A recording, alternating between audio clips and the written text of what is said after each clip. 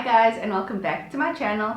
In today's video I have another plant video for you guys. Like I said in the first one, I will be back and I'll be explaining my plant journey, and this is part 2 or video number 2 of the plant journey, and it has good news and bad news. First, let me start off with the good news. As you can see in the title, I got more plants, so that is really good news. Bad news is that I made some mistakes with my first plants, like everyone does when they start this whole plant thing. So for the first plants that I had, I got so excited to repot them, and I then in my first video repotted them, but in pots with no drainage. And like you know, plants need air so that the soil can dry up, and yeah, so that the roots don't rot with having just water sit at the bottom of the pot and it has nowhere to go.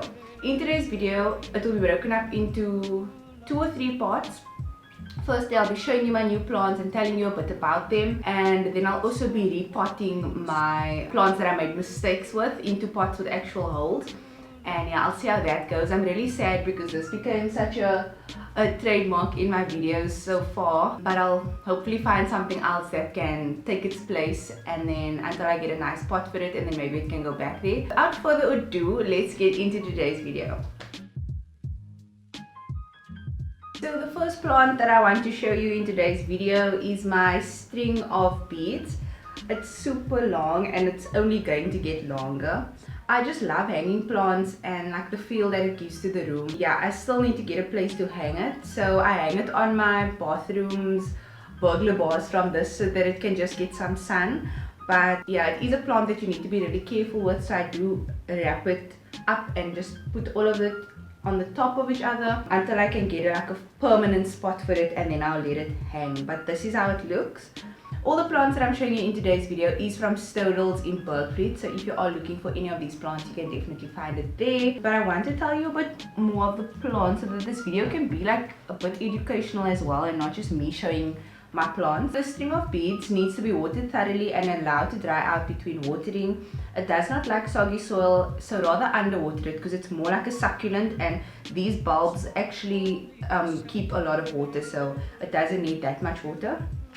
And then place close to a light source like a windowsill, and then also it is toxic when consumed, so if you do have a pet and one of these bulbs fall off, just make sure that they don't eat it, or maybe keep it on a spot where you know it's out of reach of pets and of children, because I have a dog and these bulbs do fall off quite easily. So if you maybe even moving it, like for me now, just taking it off, like taking it apart, and some like I think 2 bulbs fell off. So yeah, you need to be really careful with this plant, but it's really beautiful, and I would really recommend you getting one of this. Okie dokie, the next plant that I got is Monstera delicioso. I hope I said that right, but yes, this is my delicious monster plant. And if you remember from my first video, I said that I really wanted this plant, and it was the one that I like double took and like wanted to check out again just to make sure that maybe I wanted to get it. But like I said in the first video, it grows really fast. It is a vining plant and it is a tropical plant, so they grow like in tropical forests. And so yeah, it's a creeping plant which creeps up things. So I got the stick because the plant was leaning a lot. As you can see, it's really wobbly, so I'm going to place the stick into the plant in this video sometime, and I'm gonna stick it to this so that it can stand up straight. And I'm just gonna read you guys some facts of the Monstera. It is water once a week, let the soil dry, keep in fairly humid environment. It's a tropical plant, so it needs that humid air that it would get in tropical countries, and it needs a lot of space to grow. Like I said, this plant does branch out quite quickly and get quite big. These leaves are actually still going to split when it gets bigger. And then add a pole for support, which I am going to do, and then trim it when it grows too big, because obviously this can basically, there's some people that like took over a whole entire room, so all these small leaves are going to become bigger and bigger. And then it needs indirect lighting, so shade, like in your room you need light, but a shaded room like this is fine for this plant. So yeah, I'm really excited. I'll update you guys on like growth of my plants as we go along, but this is how small it is now starting out, and then I'll show you how it grows over time. So my third plant that I got from Sodals is this Philodendron Brazil. I don't know if I say these words right, but yeah, this is another vining plant. As you can see, it already started to grow downward. So a tip that you can take when going to the nursery is try and get the plants that are the most mature and the most grown, so that basically the growing will just go quicker from there, because normally you can get like a plant that's quite far grown for like the same price of a smaller one. But yeah, it just makes you know that the roots are more developed of the plant, so there's less chance of it dying on you. So I always make sure, like with the monster, I looked for the one that was the most mature, and then as well with this one. And also the string of beads it had a lot of bulbs on it, so I knew that it was very mature. So yeah, what can I tell you about this plant? Oh, the leaves are variegated. That just means that it has like this discoloration. As you can see, the leaves are not just one solid color. It has like white, light bits, green bits. So I think that makes it really unique as well. But for this plant, you need to water well and allow the top 50% of the soil to dry before watering. Yellow leaves mean that you are overwatering, and brown leaves mean that it needs more water.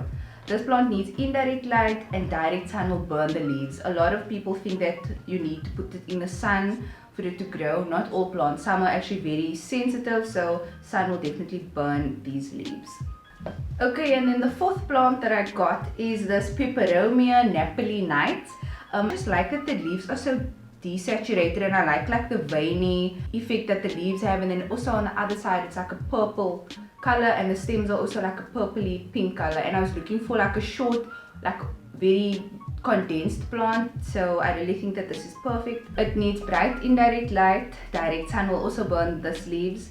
Allow top off of plant to dry before watering. It's semi-succulent, so again it's almost a cactus, so you don't have to water it that much. This plant likes a warm temperature, so the room or wherever you're keeping it needs to be 16 degrees Celsius. I don't know, I don't keep track of the temperature in my room, but so far so good. For this plant, you don't need to water a lot, but it's better to bottom water it. What they mean by bottom watering is you take out the nursery pot, you place some water in the bowl, and then you just place the pot back on it, and then the soil will absorb from the bottom. So instead of just watering it from the top, you can bottom water it as well, and that's much safer, so you can avoid overwatering your plants. Okay, and then you can mist it frequently or place on a water pebble tray, and do not let it sit in water. So when you do bottom water it, make sure that you leave it for a few hours and check on it, and if it stops absorbing water, then you know that you can throw the rest of the remaining water out. Okay, and then this plant you can repot when the roots fill the pot. So when you see roots coming out from the bottom, that's when you know you need to repot this into a bigger pot. Okay, so next up, this is a plant that I never really did much research on. Did a fly just come on this packet? Anyway, so this is a plant I never did much research on, but I know it's a very, very popular house plant. This is a snake plant, and I got a few roots from my granny's garden. We actually did a plant swap, so I gave her my lace fern and my aloe vera because she really wanted aloe vera, and I think it just suited her better to look after it. And I was actually wanting the aloe vera that grows really quickly. That one was those ones that take super long to grow, because I actually want to use it for my skin and hair, so I'm gonna look to get a new aloe plant. But this is how it looks. The few stems that I'm actually going to repot now in the next part of the video. So yeah, this is the snake plant, and basically it doesn't need much to grow. Like, it's been in this packet since Wednesday, today's Friday, and like the leaves still look exactly the same. So I'm just gonna pot it and take it from there. So the next part of the video is me just explaining my mistakes and why I need to move this plant into a different holder, and also these plants. I noticed that I first started overwatering this plant, and then the tips of the leaves started getting brown, and then I just got scared because I heard of root rot, and I heard that you need drainage, but I just didn't want to take it out of this pot because I think it just looks so perfect in here. And I know if I do move it, I don't know, it just was a mission to get in here. But then I underwatered the plant, then I stopped watering it because I was too scared. But this plant actually needs a lot of water because it's also a tropical plant and it needs a soil that has more drainage. So what I did was I just took any random soil that I got at the nursery and I plopped it in here. But after doing research, I realized that I needed a more well-draining soil. I did research on that, and then I got a few things that I'm going to mix together in this video and make my own soil suited to these plants, because I do have a tropical, this one's tropical and also the Monstera, so it's best if I mix my own soil, and also I can mix it according to how I water. So I like to overwater my plants, so I'm gonna put a lot of draining material into the soil so that the water can run out quicker. And then as well with this plant, mistake was it came in a really small container, and then I repotted it into this big pot. For this plant, it's a huge pot, also with no drainage, and these leaves just started looking very limp and like sad. So I realized that it was in a pot that's too big, and then also there's no drainage, and the soil is very condensed. It needs more well draining soil. So yeah, that's my plan. What I'm going to do now is I'm gonna repot it and hope for the best. Like, plant does look a bit sad, like there's some brown tips on the ends, which obviously means that I'm underwatering. It could mean under or overwatering, but I know I'm underwatering because I was scared to have a root rot because of overwatering it. So if you guys are new to the plant game, there's a lot of things in my first video that I'm not proud of, but I know like it comes with experience and obviously doing research. So in the second video I did correct myself, and yeah, so follow these steps rather. So the base of my soil mixture is your average potting soil that you can find at your local nursery, and I use 50% of this in my soil mixture. I then add 10% of vermiculite, which is high in water retention, sterile, pest and disease free, retains nutrients, it's 100% organic, and you can mix with any growing mediums, and is also ideal for container planting. I then also add some perlite, which is derived from white volcanic rock, provides excellent drainage and aeration, it's sterile, ideal for propagation, use alone or mix with peat, sand or other mediums. I'm now repotting my polka dot plant out of the container that it had no drainage from. I'm dipping it in some water to get that oil soil mixture off the roots.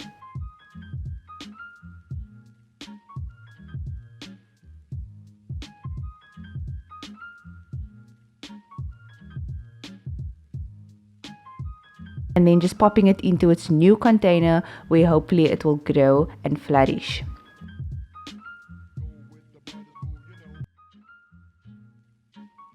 I'm now adding the stick to my delicious monster plant just to give it some structure and to help it grow upward. I'm using this see-through, it's not tape, but it's a plasticky material that you can use to secure your plant to the sticks.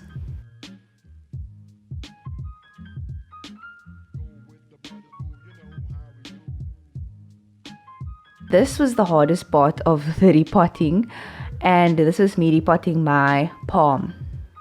I started off by removing the old soil, but I think that was my mistake because then everything just fell apart and we struggled for quite a while to get this into the pot and for it to stand up straight.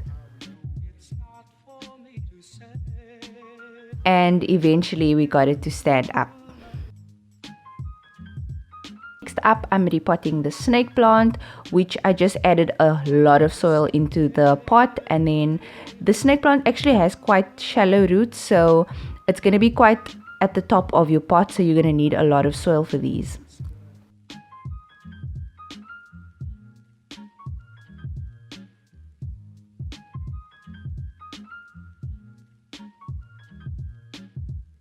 Okay guys, there you have it. That is the end of today's video. Thank you so much for watching. I must admit I was a bit overwhelmed today with all the plants.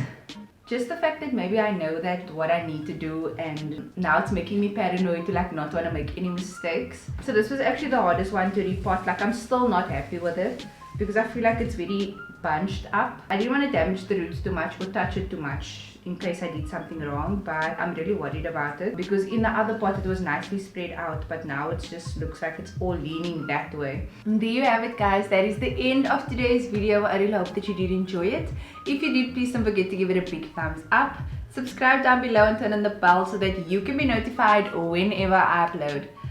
If you'd like to see more plant videos, you can check my plant playlist and watch my first video and my plant shopping experience. And yeah, thanks so much for watching, guys. Bye. It's not for me to say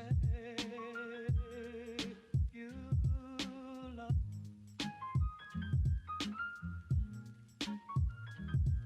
It's not for me to say.